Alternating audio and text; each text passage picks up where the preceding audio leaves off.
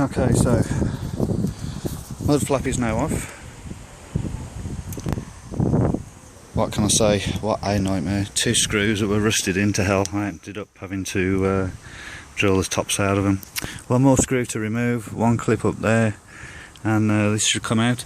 There's the actual offending article that we're trying to get to. The what they call a resonator silencer, wind silencer, air silencer, something like that. And it's pretty redundant since I'm running a K&N Typhoon on there, so yeah. So anyway, I'll get this off, get this thing off, and we'll attack that. I think there's 1 screw on the inside and I think there's 1 underneath, and then we'll put it all back together, hopefully. So here we go.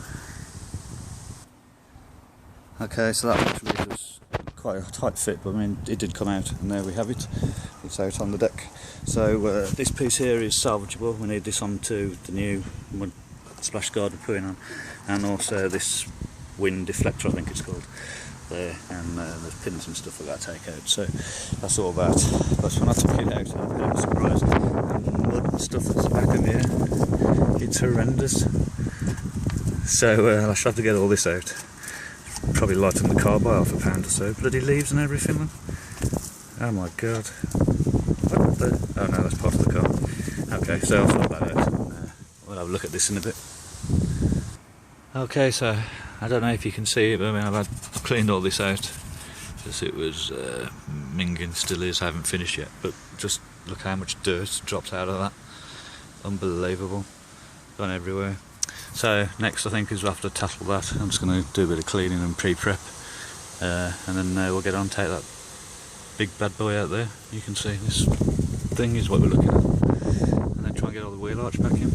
Broke 1 clip out when I drilled, had to drill 2 screws out, and the one snapped in the right place, the other one went straight the way through, and I'll have to put a new clip in there, but I think I've got some in the kit. If not, it might be a 2-part of this one. So yeah, back in a bit. Okay, so 5 minutes with spray back a little bit of washing up liquid, and it looks a lot better. Could probably be made to look even better, but I mean, most of this stuff ain't seen anyway because it's covered in plastic. There's a bit of rust coming up there on that hole, I've noticed. I might try and dress that with some, well, it ain't too bad. I might dress it up with some paint, some primer, just give it a sealant.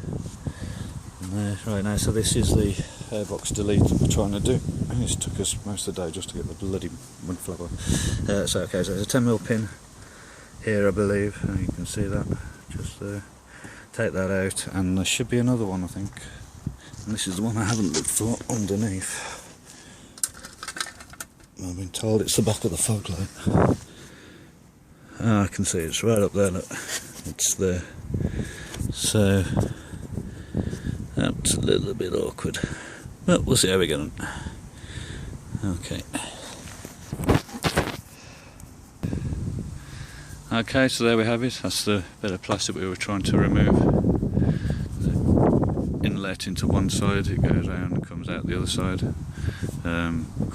Quite restrictive, the hole there for drainage at the bottom. Well, so I'm told quite restrictive.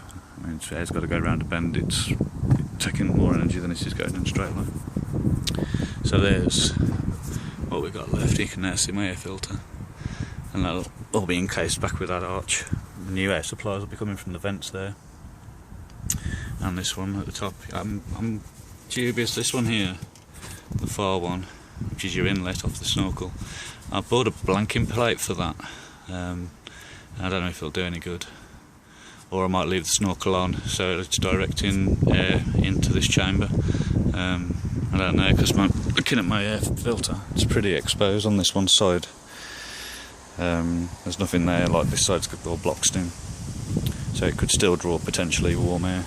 So I might block that hole off, leave that one there, or I might cut that resonator off across there around that pin and back down, and then re-bolt that back in under the wing and connect the snorkel back up, which I think I might do. But we'll see how we go with it this way first, and if I like it or not, then I can always change it back because it's still in one piece, so we'll see.